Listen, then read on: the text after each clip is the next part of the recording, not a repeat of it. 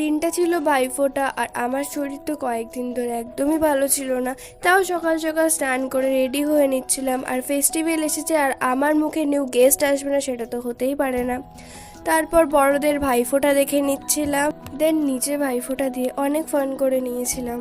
আর বোনরা কেন বাদ যায় তাই প্রত্যেকবারের মতো এইবারও বোন ফোঁটা দিয়েছিলাম। তারপর বিকেলে হঠাৎ প্ল্যান হলো বড়মার মন্দিরে যাওয়ার। ঠিক তো যেমন কথা তেমনই কাজ। আমরা 4 ভাই বোন আর মামা চলে গেছিলাম বড়মা দর্শনের উদ্দেশ্যে।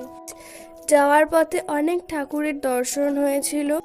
এই ছিল ভিড় ঠেলে ফাইনালি বড়মার দর্শন পেলাম। সত্যি বলতে ভিডিওতে কিচ্ছু বোঝা যায় না, সামনে থেকে যারা দেখেছে তারাই বুঝবে, সেই অনুভূতিটা পুরো আলাদা রকমেরই ছিল।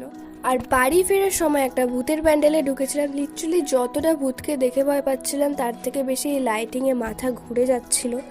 আজকের মিনি ব্লগটা এইটুকুই। ভালো লাগলে লাইক অ্যান্ড সাবস্ক্রাইব করে দিও, আর ইনস্টা থেকে দেখলে লাইক অ্যান্ড ফলো করে দিও। টাটা।